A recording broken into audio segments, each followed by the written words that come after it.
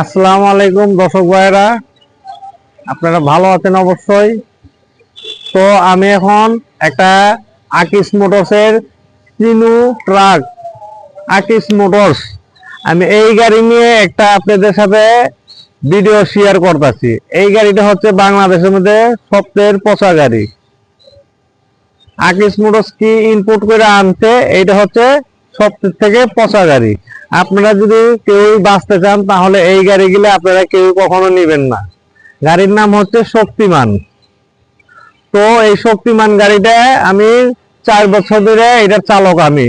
তাহলে আমি এই গাড়িটা 4 বছর ধরে চালাচ্ছি। 4 বছরে আমি 2বার এই গাড়িটার ইঞ্জিন করলাম। তো এই গাড়িটার ইঞ্জিন করার পরে কি হয়েছে, গাড়িটা আপনার 1 নম্বরে গাড়ির ইঞ্জিন ওভারহিট মারে, 2 নম্বরে গাড়ির তেল অতিরিক্ত খায়। যারা ড্রাইভার আছেন ও যারা মহাজন আছেন, হয় ড্রাইভার চুর হবে না মহাজনের বদনাম হবে। তো কি কারণে গাড়ি অতিরিক্ত তেল খায়। তো গাড়ির সব দিক দিয়ে ভালো করছে, কিন্তু গাড়ির ইঞ্জিনের দিক দিয়ে কোনো দিক দিয়ে ভালো করতে পারে নাই আকিস মোটরস। চায়না থেকে আনছে শুধু একটা প্লাস্টিকের গাড়ি। এই যে দেখতে পাচ্ছেন এখানে প্লাস্টিক, এই যে প্লাস্টিক, এই যে আপনার সবই প্লাস্টিক গাড়ি।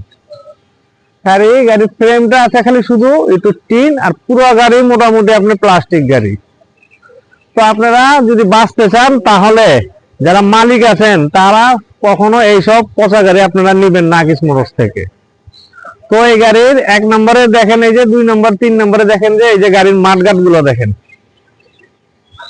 এই যে দেখেন গাড়ির মাঠঘাট দেখছেন, একটা প্লাস্টিক পূর্ণতে বানাইছে, এই যে সুইটা পড়তেছে গাড়ির সবকিছু। কারণ তারা গাড়িটা কি বানাইছে, কেবিন বানাইছে, তাও নর্মাল কেবিন একটা কইরা দিছে। দেখেন কেবিনের অবস্থা, সেই রকম গর্জিয়াস ভাবে কেবিন করতে পারে নাই। তো এইসব গাড়িগুলো আপনারা কেন নিবেন?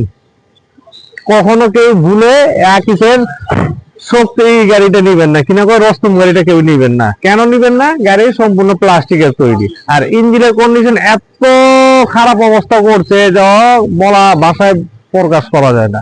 2 বছর 6 মাস ভালো চলে, তারপরে গাড়ি মোবিল খাওয়া আরম্ভ হয়। তারপরে গাড়ি কি হয়, ইঞ্জিনে ওভারহিট মারতে থাকে, গাড়ির মোবিল খাইতে থাকে, তেল অতিরিক্ত খাইতে থাকে। তো আপনারা কি করবেন, এই গাড়ির বদল যে গাড়িটা আছে আপনাদের শক্তিমান আকিসের, ওই গাড়িগুলো খুব ভালো করছে, খুব হেভি করছে। আপনারা পারলে ওই গাড়ি নেবেন। কিন্তু আপনারা সকলের কাছে আমার অনুরোধ এইটাই যে আপনারা কেউ এই রস্তম গাড়ি কিনে নেবেন না। এই রস্তম গাড়ি কিনে হচ্ছে কি বাংলাদেশের জন্য একদম বাজে গাড়ি। যদি পারেন তাহলে আপনারা অন্য টাইপের আকিসের বড় গাড়িগুলো নেবেন, 6 সিলিন্ডারের, কিন্তু 4 সিলিন্ডারের এই সমস্ত গাড়ি নেবেন না আপনারা। তো এই গাড়ি কিনে আপনারা, আমার অনুরোধ একটাই রইলো যে আপনারা যারা চালক আছেন বা যারা মহাজন আছেন তারা এই গাড়ি কিনা কখনো নিতে চেষ্টা করবেন না।